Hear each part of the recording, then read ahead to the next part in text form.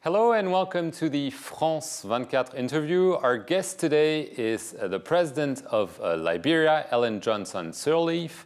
She's also a Nobel Peace Prize winner last year, and she was just awarded in France by President François Hollande the Grand Croix de la Légion d'honneur, France's highest honor. Thank you very much for being on the France 24 interview. I'm pleased to be here.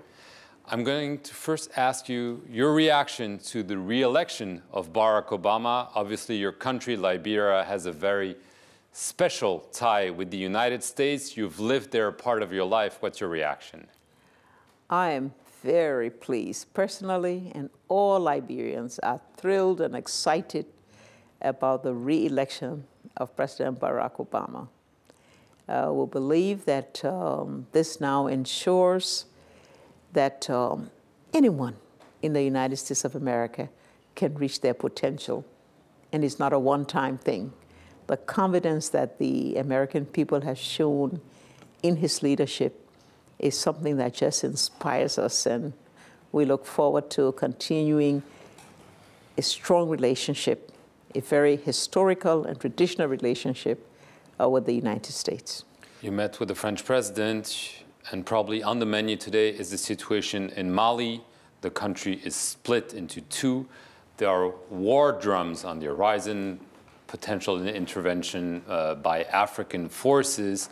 How do you see the situation there evolving? Do you fear we're going to war? No, let me say I don't agree with you about war drums. I think we have a situation of seriousness on our hands. The ECOWAS leadership has taken a very strong position about ensuring that the democratic process is restored in Mali, that Mali's territorial integrity is preserved. And even though there have been a decision for military action should it become necessary, but the emphasis right now is on political dialogue. We have an ECOWAS mediator, President Compaoré of Burkina Faso. He and his team have been making a lot of progress, not only trying to get a political census in the south and get the interim government working and moving toward free and fair elections within an agreed period of time, but also they've made progress in the north with some of the rebellious groups there to see if we can have peace prevail. So, you know, while military intervention has been decided, supported by the African Union and the Security Council, we hope that will be a last resort and that the political dialogue will succeed. Should there be dialogue with any of those groups? There are a variety of groups in northern Mali. Some African heads of state and some Western heads of state have said, we can't discuss with terrorism. We can discuss, for instance, with Al-Qaeda in the Islamic Maghreb. But do you think there should be discussions with anyone willing to sit at a table? That is the position of our mediator, and I think ECOWAS supports him in this effort. One must continue dialogue wherever you can. That is the best approach for stability. We know in Liberia the effects of war. We know the damage that can be done from war. And so we support every effort for peace that will avert the chances of going into conflict. Because once you enter conflict, you don't know how it will proceed. You don't know how you'll be able to manage and control it. And then afterward, the results are so profound. And so I just hope in Mali and other of the difficult countries in our sub-region that we'll be able to promote the processes of peace. So today you're confident war can be averted in Mali? I feel confident that we can succeed in that. Okay, talking about another tension zone, Ivory Coast, there's still post-electoral, as it's called, violence, some of it coming from your country, Liberia. There are reports that militias, warlords from Liberia are wreaking havoc, sometimes in neighboring Ivory Coast. There was a report by a group of experts for the United Nations saying that the east of Liberia had become, I'm quoting, a recruitment platform and a rear base with training camps for forces faithful to the previous president, Laurent Gbagbo. What's your response? As you know, we have common ethnic groups across the border in the Ivory Coast and in Liberia. These are ethnic groups that are really family. They have worked together, they have farmed together, they have moved across. Some of them have been a part of a military force of the past. Some of them have been a part of the political and military force of the current administration.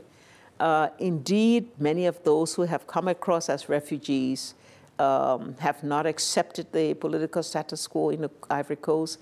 There have been cross-border movements, but I must say that Liberia has been very strong in its effort to ensure that there will be no attack on any of our neighboring countries from Liberian soil. We have reinforced our borders. We have put intelligence forces at work. We have discovered where there have been people, either Liberians or Ivorians, that have engaged in some of these cross-border attacks. We have arrested some. We have extradited some of them. And I'm pleased that Liberia cooperates closely with the Ivorian authorities. We have joint patrol on our borders, the UN peacekeeping force UNMIL on our side, and UNOC on Ivory Coast side work together to be able to ensure that we limit these cross borders. So President Ouattara and I stay in very close contact. Our intelligence forces, our security forces have joint missions to be able to do that. And even though there have been, some problems there, I think because of the close cooperation, we've been able to manage the situation. So you're denying that Liberia is a safe haven for the anti-Ouattara forces? Oh, definitely. Liberia is not a safe haven. Liberian territory may have been used by some of these, but we are after them, we discover them, we arrest them, we send them back to the Ivory Coast, and we work with the Ivory Coast government to control it. So no safe haven. We have places like the forest that people try to hide out and create camps to be able to be insurgents, but our forces are totally opposed to that, and they know it. I want to go back a year. You were awarded the Nobel Peace Prize with two other women. One was a fellow Liberian, is a fellow Liberian, Lemak Bowie. At the time, you said that maybe she could have a future in politics. She then became a member of the Peace and Reconciliation Commission. She recently resigned and said that the reason why she resigned is nepotism, especially the fact that 3 of your sons have been appointed to prominent positions. What's your response to her? Enough has been said on that subject. We have addressed the issue of what is perceived to be nepotism. We have said, competent people who carry out my instructions in accordance with my policies of integrity and commitment are people that have a place in Liberia. I do believe that Madame Bowie will reconsider. We think she has good talents. We think that she can be an asset to Liberia. We think she has a good political future. And, along the way, sometimes we all say things, but we've expressed our confidence that she will return to the reconciliation effort. But if you say, and you've said this repeatedly, and you've achieved some results, that you want to fight corruption, having your son as the chairman of the national oil company at a time when Liberia is striking oil, don't you think that it might be a problem? Absolutely not. Then you have to define corruption. Corruption is mismanagement of public resources and assets. In this particular case, I'm ensuring that there's full accountability, management, and reform in those cases where public assets are concerned. So the two are quite different. Last question.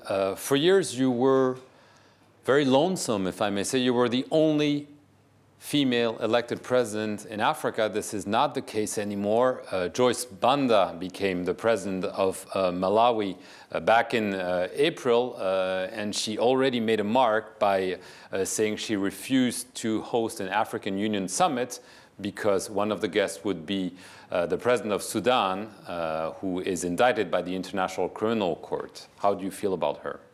Oh, I feel great about President Banda, and I'm pleased that, you know, when she was elected, one of the first places she visited was Liberia, where we had the opportunity to exchange views, and I was able to share some of my experiences and my challenges with her. I'm pleased we now have two. As you know, I'm in my last term. I'll be going out, so we're now, all women of Africa are now looking to say, you know, we don't want our numbers to be decreased, so we must find other potential, and there are many who will be putting themselves up for public office, who will be running for president, and I'm just hoping in the next 5 years, it would not just be two, that we will see 5 or 6. I sincerely hope so, and I have confidence that many women have this leadership skill and potential and commitment that they will open this glass door that I have broken. The fact that she's taking a very strong moral position on war crime, do you think it's also a message saying that maybe women are more adamant when it comes to those issues? I totally endorse that. And I think it's a clear demonstration of women's commitment to peace, women's commitments to equality, and that in women's hands, not only do you have the leadership and the competence, but the integrity and the sensitivity to human needs. President Ellen Johnson Sirleaf, thank you very much for granting an interview to France 24, and thank you all for watching it. Stay tuned here for more news.